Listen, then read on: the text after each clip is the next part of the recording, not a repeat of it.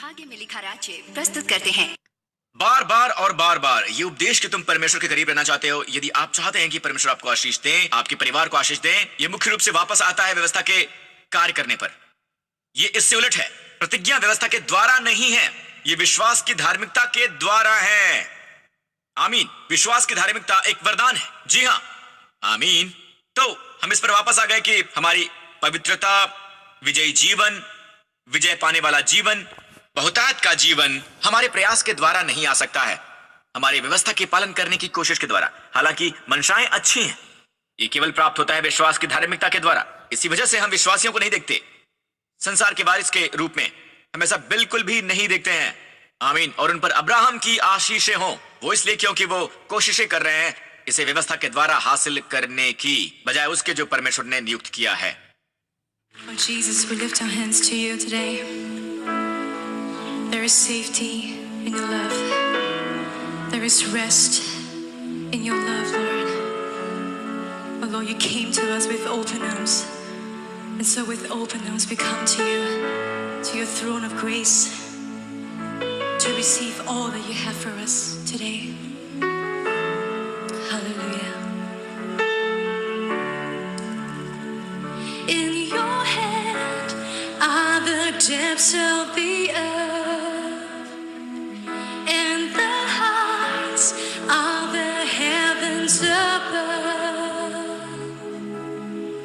I worship and bow down and kneel before you, my Lord and Maker. In your hand is the breath of my soul. In your love I stand righteous and bold to honor you, my King, glorify you, my Redeemer.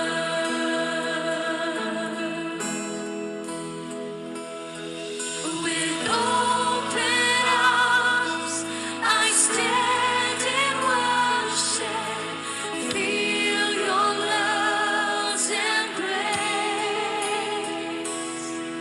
In reverence I enthrone you, Jesus, lifter of my head. With gratefulness I stand before you, faithful, loving King. I rest in hope, for you are my portion. With thankfulness I sing. आज देखिए Joseph Prince के साथ। Bible कहती है कि एक धर्मी मनुष्य का मार्ग और अधिक उजला होता जाता है जब तक कि संपूर्णता के दिन तक ना पहुंचे।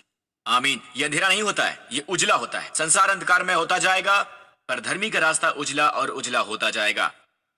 पता है, जब मैं छोटा सा लड़का था, मुझे याद है सुसमाचार के बारे में मैंने बहुत कुछ सुना था, और ये पुरानी अंग्रेजी का संधि विच्छेद है, गॉस्पल यानी गॉडस्पेल। उन दिनों ये पुरानी अंग्रेजी थी, गुड न्यूज यानी सुसमाचार के लिए, राइट, गुड न्यूज। और जब मैंने सबसे पहले प्रभु यीशु के बारे में सुना, सुसमाचार के बारे में, ये असल में पूरी गुड न्यूज नहीं थी जो कि आप सुनते हैं। ये हमेशा किसी न किसी शर्त के साथ आती थी। मैं तुम्हें अपनी कार देता हूं, अपनी बिल्कुल नई कार देता हूं, बिल्कुल फ्री, मुफ्त में, ऑलराइट, आपको बस मुझे हर महीने $500 देने पड़ेंगे, बस इतना ही। तो ये ऐसा है जैसे कि ये फ्री है लेकिन इसका भुगतान करना पड़ेगा। तो ये एक तरह का मिश्रण जैसा है। और बदकिस्मती से लोग यही सुनते हैं जब वो गुड न्यूज के बारे में सुनते हैं। तो क्या गुड न्यूज सचमुच गुड न्यूज होती है जब हम पहली बार इसे सुनते हैं? क्या ऐसा होता है? मुझे डर है कि बहुत से मसीही, यहां तक कि बहुत से विश्वासी भी आज इस गुड न्यूज को समझते नहीं हैं। मैं सोशल मीडिया पर जाता हूं और मैं इसके बारे में अधिक से अधिक पढ़ता हूं, और मैं ऐसा व्यक्ति हूं जो दुनिया भर में मसीह के कलीसिया के साथ तालमेल बनाए रखता है, कोशिश करता है, और वो इस वर्तमान स्थिति में तालमेल बनाए हुए है। और आपको इसी वक्त बता दूं, हम में से बहुत कम ही समझते हैं या गॉस्पल को आत्मसात कर पाते हैं कि हम अन्य मसलों में उलझे रहते हैं। जब तक कि हम ये समझ नहीं चाहते हैं कि गुड न्यूज आखिर है किसके बारे में, गॉस्पेल किसके बारे में है। हम तैयार नहीं है एस्ट्रोलॉजी पर उपदेश देने के लिए या अंतिम समय के बारे में उपदेश देने के लिए। हम पवित्र आत्मा की सामर्थ्य पर भी उपदेश देने को तैयार नहीं है। आत्मा के वरदान के बारे में मेरे ख्याल से ये हमारे जीवन में प्रमुख होना चाहिए। मैं मानता हूँ बहुत से लोगों का कलीसिया में शुमार हुआ है। असल में पिछले सप्ताह ही हमारे पास 44,000 से ज्यादा लोग थे जो आए थे, और मैं जानता हूँ कि उनमें से बहुत से अभी भी हैं। मैं बस ये कहना चाहता हूँ कि अगर आप एक नए विश्वासी हैं, आपने अभी भी मसीह में अपना विश्वास डाला है शायद इन पिछले कुछ हफ्तों में, और किसी भी चीज से ज्यादा अगर आपको कुछ जानने की आवश्यकता है तो वो ये है, अगर आप 10 या उससे ज्यादा सालों से विश्वासी हैं और आप अपने आप को एक सिद्ध विश्वासी मानते हैं, तो जो चीज आपको चाहिए अपने जीवन में मैं आपको अभी बताने वाला हूं। ओके, आप इससे आगे नहीं बढ़ेंगे। क्या मुझे अच्छी आमीन मिल सकती है? तो चलिए सीधे परमेश्वर के वचन में डूब जाते हैं। यीशु के नाम की स्तुति हो। हम जानते हैं कि परमेश्वर आपके जीवन में कुछ महान करने वाले हैं, कुछ बहुत सामर्थी। आमीन। संसार अंधेरा और अंधेरा होता जा रहा है, पर यीशु की कलीसिया चमक रही है और उज्जवल हो रही है। आमीन। रोमियो 4:13, क्योंकि ये प्रतिज्ञा कि वो जगत का वारिस होगा, ना इब्राहिम को ना उसके वंश को व्यवस्था के द्वारा दी गई थी, परंतु विश्वास की धार्मिकता के द्वारा मिली थी। अब प्रतिज्ञा, ये परमेश्वर की प्रतिज्ञा है। अब्राहम से परमेश्वर की प्रतिज्ञा कि वो संसार का वारिस होगा, ना तो अब्राहम को ना उसके वंश को व्यवस्था के द्वारा दी गई थी, पर विश्वास की धार्मिकता के द्वारा मिली। तो चलिए पहले तय करते हैं सबसे मुख्यतया अब्राहम, हम सब जानते हैं, पर अब्राहम का वंश कौन है? वो आप और मैं हैं। हम अब्राहम के वंशज हैं। बाइबल कहती है गलातियों में कि अगर आप मसीह के हैं फिर आप अब्राहम के वंशज हैं और हम प्रतिज्ञा के अनुसार वारिस हैं। तो अब से जब आप शब्द देखते हैं वंशज या अब्राहम के वंशज, अपने बारे में सोचिए। आमीन। क्योंकि बाइबल कहती है कि आप अब्राहम के वंशज हैं। तो ये प्रतिज्ञा कि वो जगत का वारिस होगा, परमेश्वर ने अब्राहम से प्रतिज्ञा की थी कि वो जगत का वारिस होगा। ये व्यवस्था के द्वारा प्रतिज्ञा नहीं थी, बल्कि विश्वास की धार्मिकता के द्वारा थी। अब उससे पहले हम ये स्थापित कर लेते हैं, ओके, सबसे पहले और सबसे आगे, ये प्रतिज्ञा आखिर क्या है? प्रतिज्ञा ये है कि वो संसार का वारिस होगा। विश्वासी के रूप में हमें दानियेल और दाऊद की आशीषों की ओर नहीं देखना है, उस तरफ बिल्कुल भी नहीं देखना है, और ना ही यशायाह के आशीषों की ओर देखना है। हमें अब्राहम के आशीष की ओर देखना है, अब्राहम की आशीष की ओर, अब्राहम की प्रतिज्ञा की ओर। अब देखते हैं जगत के वारिस की ओर। जगत के वारिस, देखते हैं जगत का वारिस। वाओ, क्या बात है। ग्रीक में से कहते हैं कॉस्मोस। आमीन। और ग्रीक विद्वान थेयर कहता है कि इसमें दूसरी चीजें शामिल हैं धरती की। आमीन। ये उससे भी कहीं बड़ी आशीष है, कहीं ज्यादा बड़ी आशीष है जगत का वारिस होना। बेशक जो बड़ा है उसमें हमेशा निहित होता है जो छोटा होता है। आप जगत के वारिस कैसे हो सकते हैं अगर आप हमेशा ही कंगाल हैं, आपके पास काफी पैसा नहीं है और आप किसी तरह से गुजारा कर रहे हैं, राइट? आप जगत के वारिस कैसे हो सकते हैं? आप लोगों पर प्रभाव कैसे डाल सकते हैं? आमीन। मैं नहीं कहता हूं कि हम दौलत के पीछे भागें, ऐसा मत करें। जब आप प्रभु के पीछे जाएंगे तो पैसा आपके पीछे आएगा, वो आपूर्ति उपलब्ध होगी। आमीन। मैंने कहा आमीन। जगत का वारिस होना बहुत बड़ी आशीष है। आप कैसे जगत के वारिस हो सकते हैं? अगर आप हमेशा पीठ पर लेटे रहें, अगर आप हमेशा बीमार हैं और आपको हमेशा दूसरों की मदद पड़ रही है, आप कैसे जगत के वारिस हो सकते हैं? है ना? तो दूसरे शब्दों में जगत के वारिस में शामिल हैं ये सारी की सारी चीजें, तभी आप जगत के वारिस हो सकते हैं। आप जगत के वारिस कैसे हो सकते हैं? जब आप भावनात्मक रूप से स्थिर नहीं है, अवसादग्रस्त हैं, कई तरह के ट्रैंक्विलाइजर खा रहे हैं, आप कई किस्म की दवाइयां खा रहे हैं, आपको तो स्थिर होने के लिए मदद की जरूरत है। आप जगत के वारिस कैसे हो सकते हैं? जगत का वारिस होने के लिए चाहिए मन की शांति। इसमें वो भावनाएं शामिल हैं जो कि संतुलन में हो, नियंत्रित हो। ठीक है? आमीन, है ना? तो बड़े में हमेशा निहित होता है छोटा। मुझे अच्छी आमीन मिल सकती है? और ये प्रतिज्ञा कि तुम जगत के वारिस होगे, ये केवल अब्राहम को ही नहीं दी गई और उसके वंश को भी दी गई। ओके?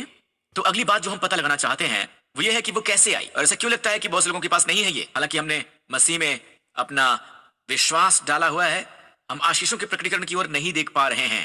बेशक बहुत से अन्य लोगों ने ये देखा हुआ है, पर अंतर क्या है ये स्पष्ट रूप से आपको ये बताता है। ये अब्राहम और उसके वंशज को जो प्रतिज्ञा मिली है वो व्यवस्था के द्वारा नहीं है, व्यवस्था के द्वारा बिल्कुल नहीं है, वरन विश्वास की धार्मिकता के द्वारा है।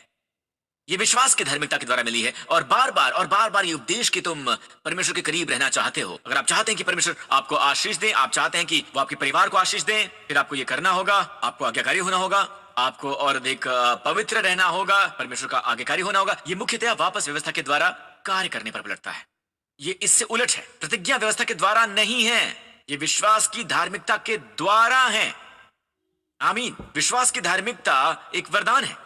आमीन। तो हम इस पर फिर से वापस आ गए कि हमारी पवित्रता, विजयी जीवन, विजय पाने वाला जीवन, ये सब कुछ, ये बहुतायत का जीवन हमारे प्रयास के द्वारा बिल्कुल नहीं आ सकता, या व्यवस्था के पालन के द्वारा बिल्कुल भी नहीं।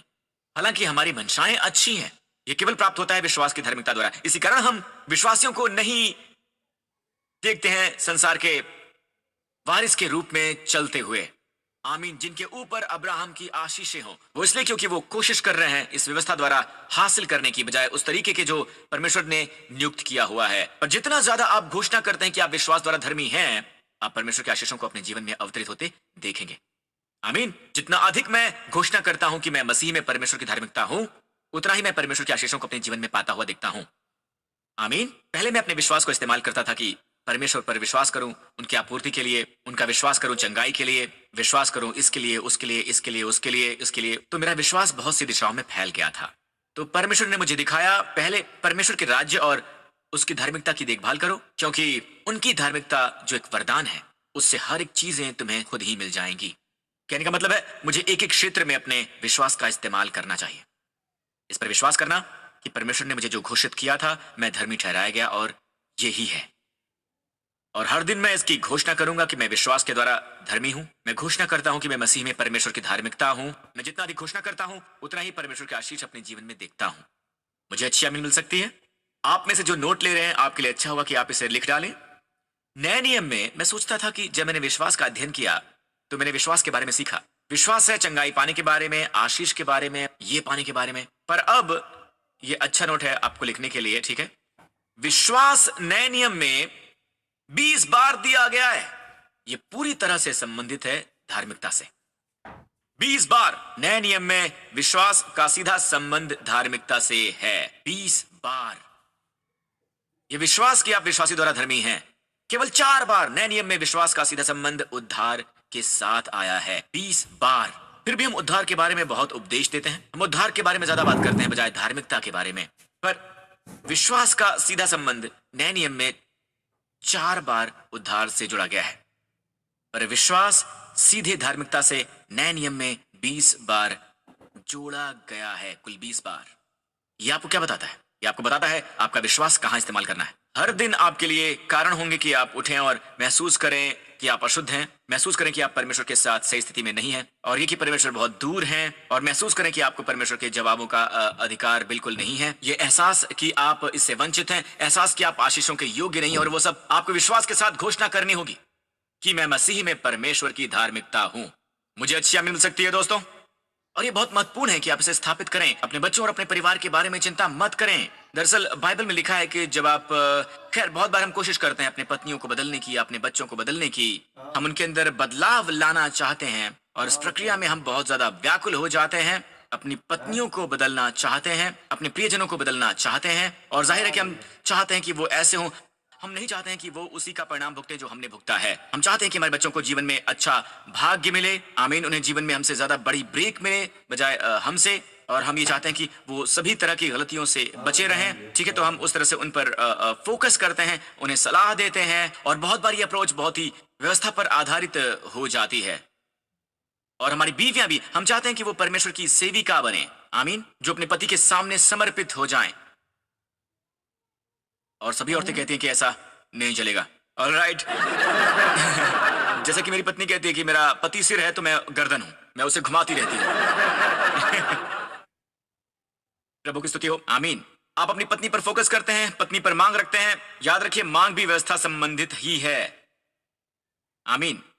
व्यवस्था हमेशा क्या होती है? मांग। अनुग्रह क्या होती है? आपूर्ति। पर परमेश्वर का मार्ग हमेशा यह होता है, तुम और तुम स्वयं। ये देखें, अगर आप चाहते हैं कि आपकी पत्नी बदल जाए, रूपांतरित हो जाए, आप चाहते हैं कि आपके बच्चे रूपांतरित हों, भजन संहिता 128:2 इसमें लिखा है कि अगर तू अपनी कमाई को निश्चय खाने पाएगा, तू धन्य होगा और तेरा भला ही होगा। आप में से कितने अपने काम के स्थान पर खुश रहना चाहते हैं और आप अपने परिश्रम का फल पा रहे हैं और यह आपके लिए अच्छा है? इसकी ओर देखिए, तेरे घर के भीतर तेरी स्त्री फलवंत सी होगी, फलवंत होगी। दाखलता अंगूर उगाती है, ठीक है। अंगूर क्या बनाते हैं? अंगूर बनाते हैं दाख मधु, और दाख मधु देता है नशा। तेरी मेज के चारों ओर तेरे बालक जलपाई के पौधे से होंगे। जलपाई क्या उत्पन्न करता है? ये उत्पन्न करता है जैतून। पुराने नियम में तेल इस्तेमाल होता है और नए नियम में भी अभिषेक के रूप में इस्तेमाल होता है। आमीन। पवित्र आत्मा का अभिषेक। तो तुम्हारे बच्चे जलपाई के पौधे की तरह होंगे। वो अभिषेक प्राप्त हैं। वो जो काम करेंगे वो आगे चलेगा। वो बिना प्रयास के ही अपनी परीक्षाएं पास करेंगे, बिना किसी कोशिश के। आमीन। वो चीजों को उस तरह देखेंगे जैसे दूसरे नहीं देख पाते हैं, और वो तेजी से काम करते हैं क्योंकि उनके मनों पर तेल लगा हुआ है, पवित्र आत्मा का तेल लगा हुआ है। वो जो भी करते हैं उस पर। आमीन। तो आपके बच्चे जलपाई के पौधे की तरह होंगे। आप चाहते हैं कि आपकी पत्नी और बच्चों के लिए बात सच हो? आमीन। परमेश्वर ने ये सब आपको लुभाने के लिए नहीं किया है कि ये सब मैंने मजाक में कहा था, तुम्हें नहीं मिलेगा। ऑलराइट। तो वजह यह है कि परमेश्वर ने हमें इसलिए ये दिया कि हमें प्रोत्साहित करें। ये उनका सपना है। उन्होंने विश्वास का एक चित्र पेश किया परिवार का। आमीन। पर इस पर गौर करें। अगर आप चाहते हैं कि आपकी पत्नी फलदायी लता बने, आप चाहते हैं कि आपके बच्चे जलपाई के पौधे की तरह हों, तो इसकी शुरुआत आपसे होती है। जो पुरुष यहोवा का भय मानता हो वह ऐसे ही आशीष पाएगा। आप देखना चाहते हैं कि ऐसा मनुष्य जिसे मैंने आशीष दी है उसकी पत्नी की ओर देखें, उसके बच्चे की ओर देखिए। वो जलपाई के पौधे की तरह होते हैं। मनुष्य को फोकस करना है कि क्या मैं आशीषित हूं। अगर मैं आशीषित हूं तो मेरी पत्नी भी होगी। अगर मैं आशीषित हूं तो मेरे बच्चे भी होंगे। मुझे उनके होने पर फोकस नहीं करना है। अगर मैं आशीषित हूं तो मेरी पत्नी भी होगी। जी हां, अगर मैं आशीषित हूं तो मेरी पत्नी भी होगी। अगर मैं आशीषित हूं तो मेरे बच्चे भी होंगे। आमीन। दूसरे शब्दों में देखो, परमेश्वर कह रहे हैं ये वो पुरुष है जो मेरे द्वारा आशीषित है। उसकी पत्नी की ओर देखो, उसके बच्चे की ओर देखो, उसके काम की ओर देखो। वो अपने काम का आनंद ले रहा है, उसके साथ सब कुछ अच्छा चल रहा है। वो अपने परिश्रम की रोटी खाता है। इसी तरह का मनुष्य आशीष पाएगा। इसी तरह का मनुष्य परमेश्वर द्वारा आशीष पाएगा। आमीन। हमें सच्चाई पर फोकस करना होगा कि क्या परमेश्वर द्वारा हम आशीषित हैं। अगर हम मसीह में परमेश्वर की धार्मिकता है तो जितना हम हकीकत को कायम रखते हैं उतना प्रभाव पड़ेगा हमारे बच्चों पर और हमारी पत्नियों पर। पता है, बाइबल में एक प्रतिज्ञा है कि परमेश्वर स्वयं आपके बच्चों को सिखाएंगे। क्या आप जानते हैं? अब बाइबल यशायाह 54 में यह प्रतिज्ञा नहीं कहती कि आपके सभी बच्चों को यहोवा के बारे में सिखाया जाना चाहिए। हाँ, बेशक हम अपने बच्चों को प्रभु के बारे में सिखाते हैं, पर वो प्रतिज्ञा यह है कि तुम्हारे सभी बच्चे को स्वयं यहोवा सिखाएंगे। और पता है परिणाम क्या होता है? तुम्हारे बच्चों की शांति महान होगी। आपके बच्चों को महान शालोम मिलेगा। शालोम केवल मन की शांति भर नहीं है, यह है स्वास्थ्य, संपूर्णता, खुशहाली, सलामती। ये सब बढ़िया, न केवल मन की शांति, सब कुछ जो आपके बच्चों को मिलने वाला है। न केवल स्वास्थ्य, बढ़िया स्वास्थ्य, न केवल सुख शांति बल्कि बढ़िया सुख शांति। प्रतिज्ञा यह है कि तेरे सब लड़के यहोवा के सिखाए हुए होंगे और उनको बड़ी शांति मिलेगी। उन्हें सुख और शांति मिलेगी। यदि ये सच है तो वो क्या है जिसकी मांग परमेश्वर हमसे करते हैं ताकि वो हमारे बच्चों को सीधे सिखा सके? वो क्या है जो परमेश्वर को हमसे चाहिए? आमीन। ताकि हमारे बच्चों को बढ़िया शालोम मिल सके। अगला वचन हमको बताता है, तू धार्मिकता के द्वारा ही स्थिर होगा। जितना ज्यादा पिता स्थिर होंगे। अब जब मैं ये कहता हूं कि पिता, तो मेरा मानना है कि एक परिवार जिसमें पिता विश्वासी है, अगर आप ऐसे परिवार से हैं जिसमें आपका पति विश्वासी नहीं है, फिर आप घर की अगुआ बन जाती हैं। आमीन। फिर ये प्रतिज्ञा आपके लिए है। आप आशीषित हैं तो आपके बच्चे आशीषित हैं। आपका पति भी आशीषित होगा। ओके, मैं जेनेरिक तरीके से बात कर रहा हूं। ओके, तो यहां लिखा है कि यदि मैं स्थिर हो गया हूं, नहीं, यदि मैं धार्मिकता के बारे में जानता हूं, पास्टर प्रिंस मैं इसके बारे में जानता हूं, मैं धार्मिकता के बारे में जानता हूं। मैं नहीं कह रहा कि आप क्या नहीं जानते, मैं पूछता हूं कि आप स्थिर हैं। क्या आप स्थिर हैं? इब्री शब्द, ये शब्द स्थिर के लिए है। क्या आप स्थिर हैं? क्या आप इस पर विश्वास करते हैं कि आप मसीह में परमेश्वर की धार्मिकता है? क्या आप मानते हैं? अगर आप मानते होंगे तो आपके बच्चों को बढ़िया शांति मिलेगी। अगर आप ऐसा करते हैं तो परमेश्वर आपके बच्चों को स्वयं सिखाएंगे। इसलिए उनकी शांति बढ़िया होगी, उनका शालोम बढ़िया होगा। आमीन। क्या आप सीख रहे हैं अब तक? ना केवल ये, जब तक आप धार्मिकता में स्थिर होते हैं आप अंधेरे से बचे रहेंगे और ना ही तुम्हें कभी डरना पड़ेगा, ना तू भयभीत होगा क्योंकि भय का कारण तेरे पास नहीं आएगा। परमेश्वर ने प्रतिज्ञा की है कि अगर तू घोषित करते रहेगा कि मैं मसीह में परमेश्वर की धार्मिकता हूं तो भय तुमसे कोसों दूर रहेगा, अत्याचार तुमसे कोसों दूर रहेगा। तुम्हारे बच्चों को यहोवा सिखाएंगे और उनकी शांति बढ़ती रहेगी और तुम जगत के वारिस होगे और तुम्हें विरासत मिलेगी अब्राहम की आशीषों के रूप में। आमीन। और आप उन सब अच्छी बातों का जो आपसे जुड़ी हैं उनका आनंद लेंगे। यीशु के नाम की स्तुति हो। और परमेश्वर बस यही कहते हैं कि विश्वास करो, विश्वास करो कि जो मैं कहता हूं वो सच है। मैंने आपको धर्मी घोषित किया है अपने पुत्र की वजह से, उस वजह से जो उसने क्रूस पर किया है। अब तुम खुद को धर्मी घोषित कर सकते हो। जहां भी विश्वास हो वहां घोषणा होनी ही चाहिए। ये कहना काफी नहीं कि पास्टर प्रिंस मैंने ये उपदेश सुना है, मैं इसे जानता हूं, मैंने इसे कई बार सुना है। मैं ये नहीं कहता कि आपने नहीं सुना है, सुना है। मैं आपसे मांग रहा हूं, मैं इसे मांग रहा हूं कि आपने इसकी घोषणा की है। स्वीकृति बहुत महत्वपूर्ण होती है ये। दरअसल बाइबल कहती है रोमियो 10:8 में कि वचन तेरे निकट है। इसमें लिखा है, यहां क्या लिखा है कि वचन तेरे निकट है, तेरे मुंह में और तेरे मन में। ये वही विश्वास का वचन है जो हम प्रचार करते हैं। अगर तू अपने मुंह से यीशु को प्रभु जानकर अंगीकार करे, प्रभु यीशु को किस रूप में? अपनी धार्मिकता के रूप में, जो आप अभी देखने वाले हैं, और अपने मन से विश्वास करें कि परमेश्वर ने उसे मरे हुए में से जिला दिया, तू निश्चय उद्धार पाएगा। ये शब्द सोजो वही शब्द है जो चंगाई के लिए इस्तेमाल होता है। तुम उद्धार पाओगे, तुम चंगाई पाओगे, तुम सुरक्षा पाओगे। आमीन, आमीन। फिर लिखा है क्योंकि धार्मिकता के लिए मन से विश्वास किया जाता है। यीशु के प्रति यह स्वीकार करना है कि यीशु आपकी धार्मिकता है, क्योंकि धार्मिकता के लिए मन से विश्वास किया जाता है, ठीक है। और उद्धार के लिए मुंह से अंगीकार किया जाता है। उद्धार काफी ज्यादा भारी है, ऑलराइट। उद्धार शब्द है सोटेरिया, इसमें शामिल है कल्याण। दरअसल स्ट्रॉन्ग कहता है सटोरिया को समृद्धि, ये दूसरा नाम है समृद्धि का। आमीन। यह है कल्याण, यह है चंगाई, यह है संपूर्णता, यह है शांति। यह काफी भारी भरकम है। इब्री में है ये यशुआ, यानी यीशु। ग्रीक में उनका नाम यीशुस है, जो कि असल में आप यीशुस को सीधे अनुवाद से आप कह सकते हैं, असल में यह है सेटोरिया। सेटोरिया असल में, यीशुस को असल में सेटोरिया कहते हैं, इसे सेटोरिया कहते हैं। ये काफी भारी भरकम है। जब आप कहते हैं यीशु, आप कहते हैं स्वास्थ्य, आप कहते हैं चंगाई, आप कहते हैं समृद्धि। आमीन। हमारे लिए ये सब है। ये मुझे अच्छी आमीन मिल सकती है चर्च। अभी भी जिस चीज का अभाव है वो है इसे स्वीकार करने की आवश्यकता है। वचन जो आपके निकट है, आपके मुंह में और आपके हृदय में, ये इतना काफी नहीं कि आप इसे अपने मन में जान सकें। आपको इसे कहने की आवश्यकता है, घोषणा करने की आवश्यकता है। आमीन। इसे कहिए, हालेलुया। और इसलिए यशायाह, भविष्यवक्ता यशायाह ने आप सबको देखा है, उन्होंने आप सबको देखा है और इन लोगों के बारे में कहा है, भविष्य के बारे में, भविष्य के लोगों के बारे में। यशायाह 45 में मैंने अपनी ही शपथ खाई। बाय द वे वचन 23 है जो फिलिपियो में इस्तेमाल किया गया है, वो ये है कि सब यीशु के नाम पर घुटना टेके, हर एक जीभ अंगीकार कर ले यीशु मसीह ही प्रभु हैं। अब यहां देखें वचन 24, लोग मेरे विषय में कहेंगे केवल यहोवा ही में धर्म और शक्ति है। ठीक है, तो दूसरे शब्दों में यशायाह ने देखा कि आप और मैं ये स्वीकार कर रहे हैं कि मसीह में मैं परमेश्वर की धार्मिकता हूं।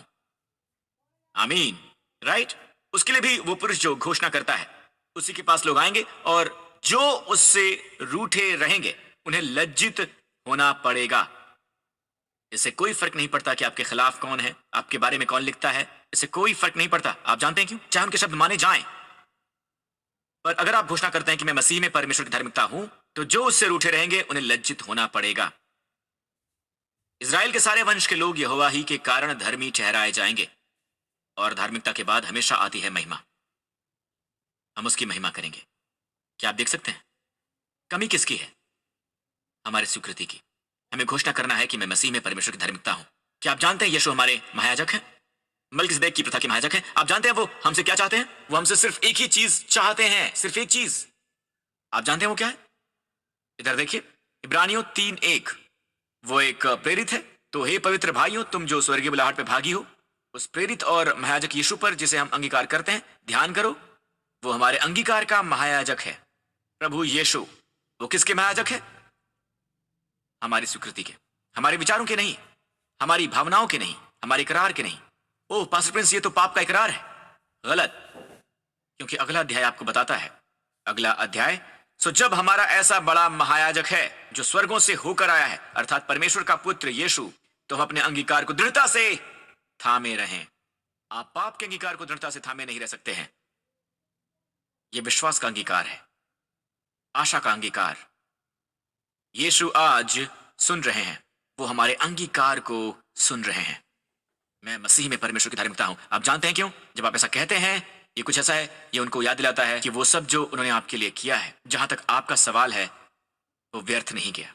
यीशु मसीह पर विश्वास करो और तू और तेरा घराना उद्धार पाएगा। दोस्तों, आप इस वक्त जहां कहीं भी हो, अगर आप शुभ समाचार पर विश्वास करते हैं, तो यह शुभ समाचार है कि एक मनुष्य की आज्ञाकारिता के द्वारा आप धर्मी ठहराए गए हैं। अगर आप इस पर विश्वास करते हैं तो इस वक्त मेरे साथ ये प्रार्थना कीजिए। कहिए, हे स्वर्गीय पिता, यीशु मसीह के लिए धन्यवाद। मेरे प्रभु और उद्धारकर्ता, मसीह मेरे पापों के लिए मरे। मसीह ने मेरी दंडाज्ञा अपने ऊपर ली और उस क्रूस पर खुद को पापी ठहराया हम सब के बदले। उसने इस सब को नष्ट कर दिया, इस सब को पूरा कर दिया, और वो मुर्दों में से जिलाया गया जब आपने मुझे धर्मी ठहराया। यीशु मसीह मेरा प्रभु है, मेरा उद्धार करता है। आज के बाद से पिता, आपका धन्यवाद कि हमेशा आप मुझे अपनी धार्मिकता के रूप में देखते हैं। यीशु के नाम में आमीन। अपने पांव पर खड़े हो जाइए। हमें कभी परमेश्वर की दिव्य सुरक्षा को हल्के में नहीं लेना चाहिए। आमीन। अब आप मसीह में परमेश्वर की धार्मिकता हैं, ये याद रखिए। आपकी प्रार्थनाएं सामर्थी हैं, आपकी प्रार्थनाएं बहुत कुछ हासिल करती हैं। आमीन। दूसरे प्रार्थना कर सकते हैं धर्मी बनने की चाह में। आप प्रार्थना कर सकते हैं रिलैक्स्ड रवैये के साथ। आमीन। जानते हुए कि परमेश्वर आपकी प्रार्थनाएं सुनते हैं। प्रभु की स्तुति है और आपकी प्रार्थनाएं बहुत कुछ प्राप्त करती हैं। चलिए अपने हाथ उठाइए। इस आने वाले सप्ताह मेरे दोस्तों, प्रभु यीशु के नाम पर आप में से हर एक और वो सब जो इस वक्त ग्रेस रेवोल्यूशन चर्च में हैं, परमेश्वर आपको और आपके प्रियजनों को आशीष दें। परमेश्वर आपको अब्राहम की आशीषों से आशीषित करें, व्यवस्था विवरण 28 की आशीषों से। इस सप्ताह भी वो आपके जीवन में प्रकट हो। परमेश्वर आपको सलामत रखें, आपकी रक्षा करें, सुरक्षा करें हर एक हानि से। आप और आपके प्रियजनों को हर खतरे से बचाएं, हर संक्रमण से बचाएं, हर रोग से बचाएं, हर एक आतंक से बचाएं, कुटिल लोगों से और अंधकार की सभी शक्तियों से बचाएं। अपने पुत्र के लहू के द्वारा प्रभु आप पर मुस्कुराएं, अनुग्रह करते रहें, और प्रभु अपना मुखमंडल आप पर चमकाते रहें और आपको और आपके परिवार को प्रदान करते रहें अपना शालोम, शांति, स्वास्थ्य और समृद्धि। प्रभु यीशु मसीह के नाम पर। और सब लोगों ने कहा, चर्च में आते रहिए, शुभ समाचार सुनते रहिए और आशीषित होते रहिए ज्यादा से ज्यादा। प्रभु आपको आशीष दें। Lord Jesus, we lift our hands to you today.